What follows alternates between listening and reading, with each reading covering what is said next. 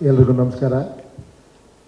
ನಾನು ತುಂಬ ಜಾಸ್ತಿ ಮಾತಾಡ್ತೀನಿ ಇವತ್ತು. ಅಂದರೆ ಮಾತಾಡೋಕ್ಕೆ ವಿಷಯ ಇದೆ, ಆದರೆ ಕಡಿಮೆ ಮಾತಾಡ್ಬಿಟ್ಟು ಇವನ್ನೆಲ್ಲ ಕಳಿಸ್ಕೊಡ್ತೀನಿ. ಯಾಕಂದರೆ ಅವನ್ನ ಜಾಸ್ತಿ ಹೊತ್ತು ಕಾಯ್ಸೋಕ್ಕೆ ನನಗೆ ಇಷ್ಟ ಇಲ್ಲ. ಒಬ್ಬ ತುಂಬ ಈ ಸಿನಿಮಾಗೆ ವಿಶ್ ಮಾಡೋಕ್ಕೋಸ್ಕರ ನೀವೆಲ್ಲ ಬಂದಿದ್ದೀರ. ಶಿವಣ್ಣ, ನೀವು ನಿಜ ಹೇಳ್ದಂಗೆ ನೀವು ನಿಮ್ಮ ಹಾರ್ಟೇ ಆ ಥರ ಶಿವಣ್ಣ. ನಾನು ಇವತ್ತೆಲ್ಲ ನೋಡ್ತಿರೋದು, ನಾನು ಹೇಳಿದ್ದೆ ಅಣ್ಣ ಅವರು ಬಂಗಾರದ ಮನುಷ್ಯ, ನೀವು ಅಪರಂಜಿ, ನೀವು ಇನ್ನೊಂದು ಅಂತ ನಾನು ಅವಾಗಲೇ ಹೇಳಿದ್ದೆ.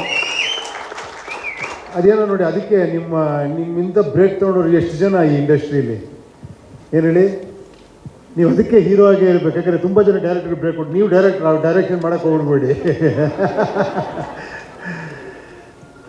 100 ವರ್ಷ ಇರ್ತೀರ, 100 ವರ್ಷದಲ್ಲಿ ನಾವು ಒಂದು ಪಿಕ್ಚರ್ ಮಾಡ್ತೀವಿ, 100 ಇಯರಲ್ಲಿ.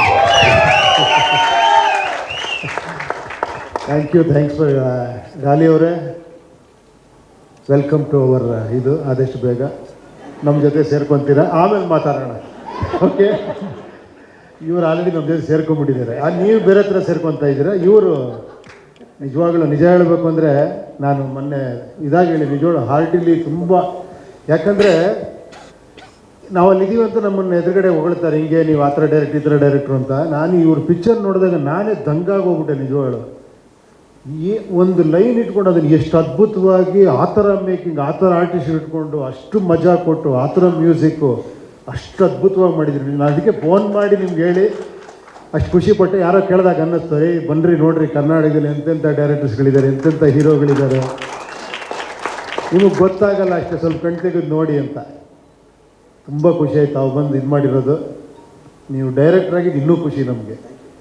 ನೆಕ್ಸ್ಟ್ ಸಿನಿಮಾನು ಮಾಡ್ತಾಯಿದ್ದೀರಾ ಡೈರೆಕ್ಷನ್, ಹಾಂ?